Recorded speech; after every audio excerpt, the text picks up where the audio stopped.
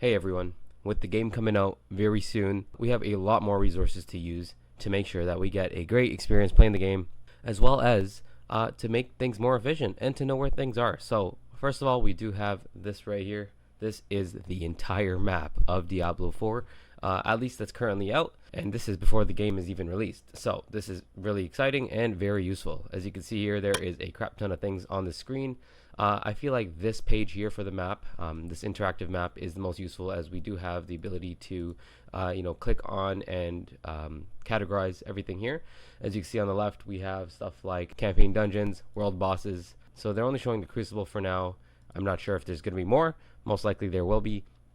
But it shows all 15 strongholds, all 115 dungeons, every waypoint, and very importantly, every altar of Lilith. So as you're going through the game, or once you start campaign and get to unlocking the mount, apparently in Act 2 or 3, you'll be able to get your mount, which will help your movement speed tremendously.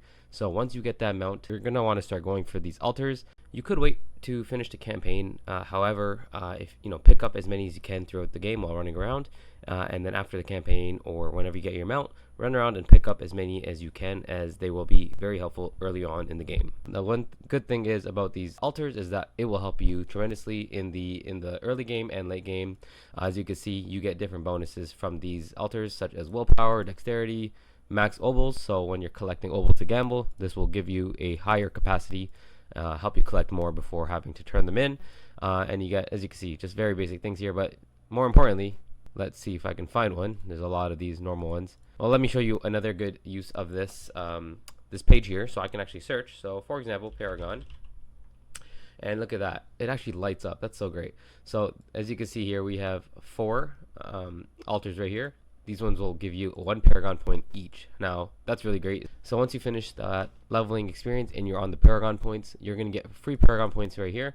And as you might have seen in the Paragon boards, they're actually quite effective. They can give you very good stats depending on which point you use.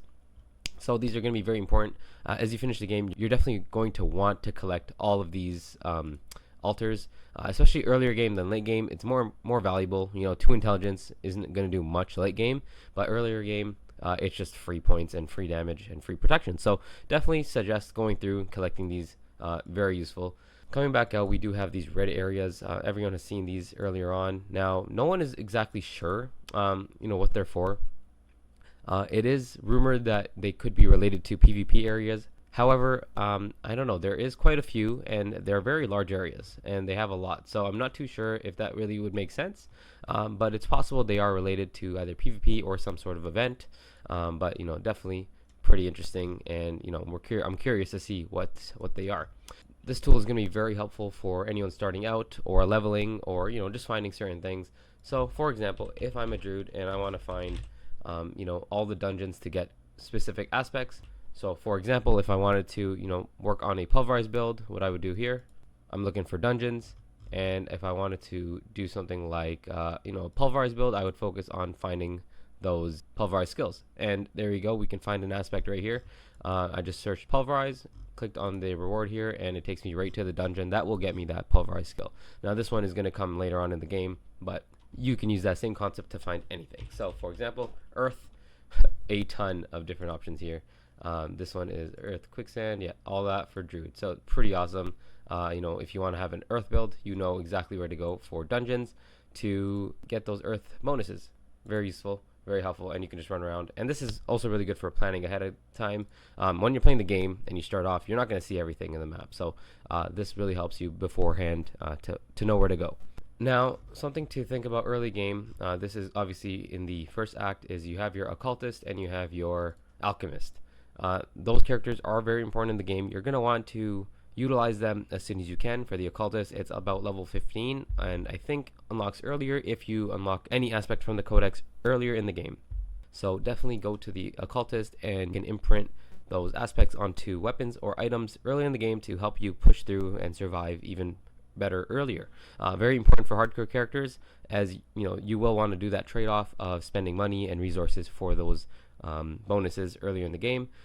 Sometimes for softcore, you might want to save that up, especially on weapons, as weapons you will be rotating a lot throughout the leveling process. And then the Alchemist as well, you want to make sure you have upgraded health pots. At level 10, you're able to first upgrade that, and every 10 levels or so, you're able to upgrade that health pot to something even better. So make sure you keep coming back at level 10, 20, 30, 40, 50, etc. I'll link this map in the description. This is very useful, so feel free to reference it and find anything that you want to find.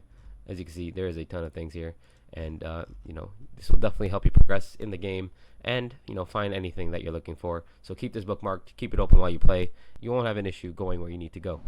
Coming to your settings, a few things you're going to want to change are adding your advanced tooltip information and advanced tooltip compare. That will just help you overall with checking your items and comparing things and seeing the min and max range of those abilities and aspects.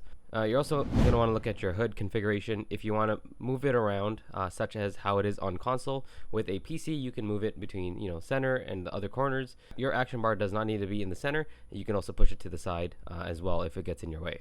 Now this one is really cool. If you didn't know, you could actually map key bindings to your action wheel, and you can choose any action wheel option. So some things you can actually add to the action wheel are elixirs as well as potions and other things. So if you have a mouse, like for example the Razer Nagata with 12 different buttons, you can actually map all 12 things there. You'll be able to emote as you want, and you'd be able to pop an elixir very quickly if you needed, or anything on the keyboard. Of course, you can definitely add those key bindings there as well. Another thing to do is make sure to not miss out on picking up these materials. So Galavine, other things, ores, as you walk around the map, you definitely want to pick those up, as those are going to be key ingredients to making potions and going to the Alchemist. The ores and other equipment are going to be used for things like augmenting your equipment. So pick them up when you can, don't skip over them all. Next up, you're going to want to pick up a Whispering Key or two before running around in the map. You are going to find those chests where you can use them, and there's a good chance to upgrade your current gear by getting one of those. During the beta, it was found that coming back to a chest after finding it first does have the possibility of it turning back into just a normal chest, and therefore losing the opportunity to using a key. So collect a few keys and keep them on you at all times. The last tip I have for you guys is, especially when early on in the game, you want to salvage your gear so that you can get the materials back and you can use that for future upgrades and other things. So you're definitely going to want to keep your materials. Materials are always going to be scarce, so make sure you do that. You'll be able to pick up gold from other things as well, so you might take turns selling and salvaging, but salvaging is very important, so do not slack on salvaging. Alright guys, that is it for this video. We are around 2 days left until the early release of Diablo 4, and I am super stoked. Can't wait to play it. As you can see, I'm busting out videos for it as well. Let me know what you guys' thoughts are and how excited you guys are to play. I will see you guys soon in Sanctuary. Peace out.